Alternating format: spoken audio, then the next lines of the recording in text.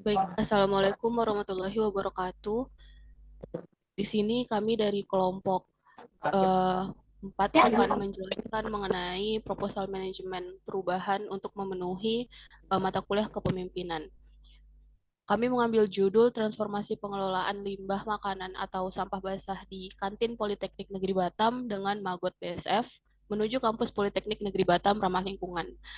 Di sini kami beranggotakan 5 orang. Yang pertama ada Wulan Santika dengan NIM 020, kemudian ada Ali Fikri dengan NIM 023, kemudian ada Ananda Nurul Maulita dengan NIM 024, kemudian ada Ananda Nabila dengan NIM 026, dan ada Eliza Nuramelia dengan NIM 027. Baik, selanjutnya untuk bab 1, pendahuluan yang akan dijelaskan oleh Ananda Nabila. Kepada Ananda Nabila dipersilakan. Baik, terima kasih Eliza. Di sini saya akan membacakan latar belakang dari materi kami. Pengolahan sampah basah di lingkungan kampus menjadi isu kritis yang memerlukan perhatian serius. Sampah basah yang meliputi sisa makanan, dedaunan, dan material organik lainnya merupakan komponen utama limbah kampus yang dapat menyebabkan dampak negatif yang signifikan jika tidak dikelola dengan baik. Sampah basah yang tidak dikelola dengan baik dapat menimbulkan bau tidak sedap, menarik hewan pengganggu, dan menjadi sarang penyakit. Selain itu, pengelolaan sampah basah yang buruk juga dapat merusak lingkungan sekitar dan mengancam kesehatan masyarakat. Selanjutnya ada rumusan masalah.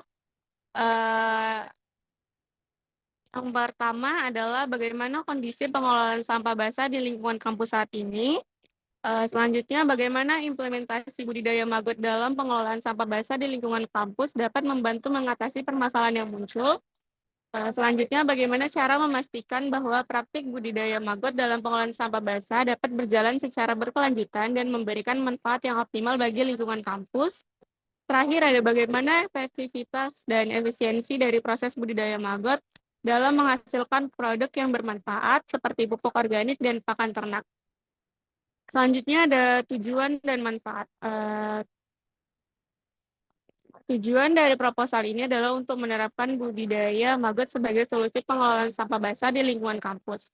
Dengan penerapan budidaya maggot diharapkan dapat mencapai tujuan berikut. Pertama, meningkatkan efektivitas dan efisiensi pengelolaan sampah basah. Kedua, mengurangi dampak negatif sampah organik pada lingkungan sekitar. Ketiga, menghasilkan produk yang bermanfaat. Keempat, meningkatkan kebersihan lingkungan kampus. Kelima, menjaga kelestarian lingkungan. Keenam, meningkatkan nilai ekonomi. Mungkin itu saja bagian dari saya. Selanjutnya saya serahkan pada rekan saya, Wulan. Terima kasih. Baik, terima kasih. Di sini saya akan menjelaskan tentang gambaran umum lokasi pelaksanaan. Selanjutnya ada kondisi kantin Politeknik Negeri Batam, yaitu upaya pemisahan sampah di kantin menunjukkan bahwa pemisahan sampah basah dan kering belum optimal. Terdapat tempat sampah bersama yang belum secara jelas memisahkan antara sampah basah dan sampah kering. Ini dapat menjadi faktor yang memudahkan pengunjung untuk membuang sampah tanpa memperhatikan jenisnya. Kerjasama yang baik dengan pihak pengelola lainnya seperti manajemen Poli Batam dan staf kebersihan menjadi kunci dalam mengatasi kendala pemisahan sampah. Menurut Undang-Undang Nomor 18 Tahun 2008, sampah adalah sisa-sisa dari segala aktivitas manusia yang berbentuk padat. Karena jumlah sampah basah yang dihasilkan di kantin dan dampak terhadap lingkungan, diperlukan pengelolaan yang tepat agar sampah basah dapat diatasi. Selanjutnya, balik ke bawah. Selanjutnya ada pengumpulan sampah. Di kantin Poli Batam, sampah basah berasal dari sisa makanan, kulit buah, sayuran, dan material organik lainnya yang dihasilkan selama aktivitas operasional harian kantin. Sehingga sampah basah belum terpisah dari sampah kering. Sampah basah dan sampah kering masih dikumpulkan dalam tempat sampah yang sama. Tempat sampah di kantin Poli Batam mungkin mencakup tong sampah sedang atau wadah khusus untuk sampah, namun belum dilakukan pemisahan antara sampah basah dan kering di tempat pengumpulan tersebut. Selanjutnya ada kondisi lokasi daur ulang. Di lingkungan kampus, upaya berkelanjutan dalam penanganan sampah telah diperkenalkan melalui penerapan metode daur ulang yang inovatif, terutama dengan memanfaatkan maggot. Tempat yang telah dipilih untuk kegiatan daur ulang ini terletak di sekitar area parkir Gajah Mada yang berdekatan dengan tempat pembuangan akhir sampah di Politeknik Negeri Batam. Tempat daur ulang dengan maggot di kampus tidak hanya berperan sebagai tindakan praktis dalam mengelola sampah, tetapi juga menjadi pusat inovasi dan edukasi bagi mahasiswa kampus terkait praktik berkelanjutan dalam pengelolaan lingkungan. Selanjutnya saya serahkan ke rekan saya. Baik, terima kasih Wulan. Selanjutnya saya akan menjelaskan bab 3, yaitu metode pelaksanaan. Tahap ini dilakukan menggunakan pendekatan bersifat partisipatif yang melibatkan berbagai elemen nih. Pertama itu ada mahasiswa, staf, dosen, serta ya kantin Politeknik Negeri itu tersendiri. Terdapat 7 tahapan pelaksanaan dalam mengimplementasikan kegiatan ini. Yang pertama, survei awal. Melakukan pengkajian awal dengan melakukan survei terhadap masyarakat kantin. Tujuan dari survei ini untuk mengidentifikasi kebutuhan dan potensi penerapan sistem pendauran sampah dengan menggunakan maggot. Informasi yang diperoleh dari survei ini akan menjadi dasar merancang program yang tepat dan efektif. Lalu ada 2, perencanaan dan rumus kegiatan. Merumuskan kegiatan berdasarkan hasil survei yang telah dilakukan. Dalam tahap ini disusun rencana kegiatan yang mencakup bentuk pelatihan dan pola pendauran sampah yang sesuai dengan kebutuhan dan karakteristik masyarakat kantin. Perencanaan ini akan menjadi landasan bagi pelaksanaan program secara keseluruhan. 3. Koordinasi dan persiapan. Melakukan koordinasi aktif dengan berbagai pihak terkait termasuk pimpinan, program studi, pemerintah daerah, pimpinan kantin, lalu komunitas bank sampah, yang dimana tujuannya dari koordinasi ini adalah untuk memastikan dukungan penuh dan partisipasi aktif dari semua pihak. Persiapan fisik dan logistik juga dilakukan pada tahap ini agar pelaksanaan program dapat berjalan dengan lancar. 4. Sosialisasi dan pemaparan materi. Kegiatan dimulai dengan penyampaian materi yang bertujuan untuk memberikan pemahaman mendalam tentang pengolahan limbah organik. Platform telekonferensi di khususnya Zoom menjadi sarana utama untuk mentransfer informasi ini.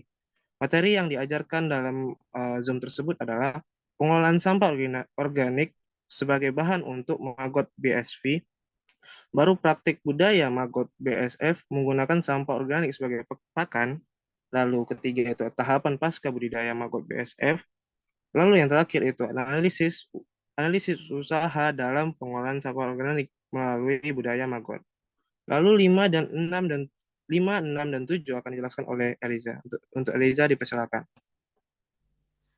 Baik, terima kasih Alif. Selanjutnya, tahapan yang kelima adalah praktek budidaya maggot BSF.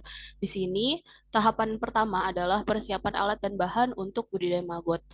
Persiapan alat dan bahan tersebut meliputi ada bekatul yang berfungsi sebagai media pembesaran maggot, kemudian ada sampah organik yang sebagai pakan utama maggot, kemudian ada serbuk gergaji sebagai campuran media pembesaran, kemudian ada baskom plastik sebagai wadah penetasan telur, kemudian ada kain kasa plastik untuk tempat peletakan telur, kemudian ada kandang lalat BSF sebagai tempat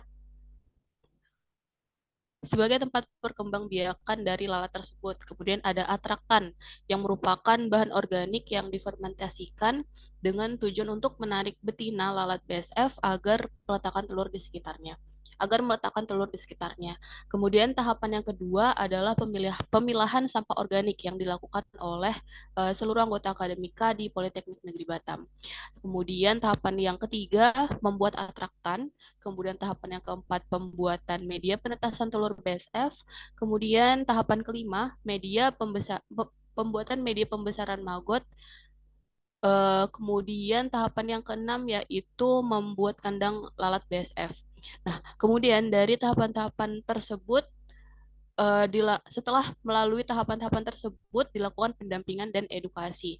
Di sini pendampingan yang kami pilih adalah melalui daring, di mana seluruh sivitas akademika Politeknik Negeri Batam termasuk mahasiswa itu akan mendapatkan video tutorial bagaimana sih praktik budidaya maggot dan penjelasannya dan juga manfaatnya yang akan didapatkan di kemudian hari. Nah, selain itu juga kami juga memberikan edukasi mengenai alur pembuangan sampah sisa makanan dengan pembuatan poster yang mudah dipahami. Langkah selanjutnya adalah evaluasi. Penting melakukan evaluasi tersebut adalah untuk mengukur keberhasilan kegiatan, di mana keberhasilan kegiatan praktik ini itu diukur tidak hanya dari segi ekonomi, tetapi juga dari dampak positif yang dihasilkan terhadap ekosistem lokal. Nah, selanjutnya adalah pendanaan atau rencana anggaran biaya yang akan dijelaskan oleh Ananda Nurul. Kepada Nurul dipersilakan. Baik, terima kasih atas kesempatannya. Di sini saya akan menjelaskan terkait rencana anggaran biaya proposal manajemen perubahan yang akan kami lakukan. Nah, dari rencana ini kami membagi rencana anggaran biayanya itu menjadi 3 tahap. Yang pertama itu ada survei awal, kemudian pelatihan pola pendauran sampah dan budidaya maggot BSF. Untuk survei awal ini sendiri, kebutuhan yang kami perlukan yang pertama itu adalah mengeprint kertas QR code yang berisi link survei. Jadi pada tahap pertama kami akan melakukan survei yang mana survei tersebut tuh akan kita sebar ke seluruh mahasiswa Politeknik Negeri Batam sebagai objek utamanya. Jadi untuk mempermudah kami memerlukan kertas QR code ini agar teman-teman yang mau mengisi kuesioner tersebut tuh dapat lebih mudah mengakses linknya. Kemudian juga selanjutnya kami membutuhkan pulpen 1 kotak sebagai alat bantu kami untuk mencatat. Nah, di tahap kedua kami yaitu tahap pelatihan pola pendauran sampah. Kami membutuhkan yang pertama itu adalah konsumsi peserta pelatihan. Di sini kami menargetkan objeknya itu adalah peserta.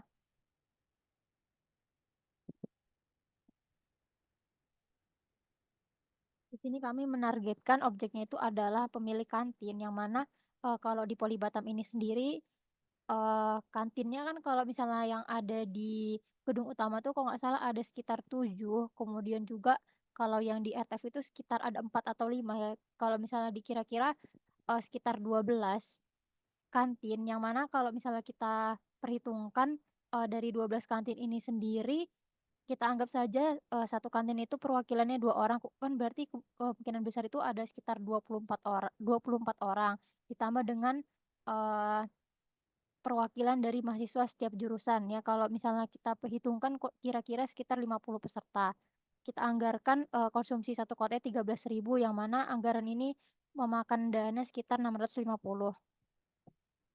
Selanjutnya ada tempat sampah 50 liter. Kami anggarkan 186.000 yang mana jumlah tempat sampahnya ini ada 6. Kemudian juga kami membutuhkan plastik sampah, sarung tangan latex atau rubber, sepatu bot tinggi, serta cetak poster tutorial kegiatan. Selanjutnya di tahap ketiga ada budaya maggot BSF yang mana budaya ini yang pertama itu kami membutuhkan kandang maggot BSF sejumlah 2 buah yang mana satu buahnya itu berkisar sekitar 70.500. Kemudian juga telur lalatnya ini sendiri kami eh, diperkirakan membutuhkan 10 gram, yang mana 1 gramnya itu eh, anggaran biaya itu adalah 10.000. Kemudian juga kami membutuhkan kayu egis sebagai tempat bertelurnya lalat.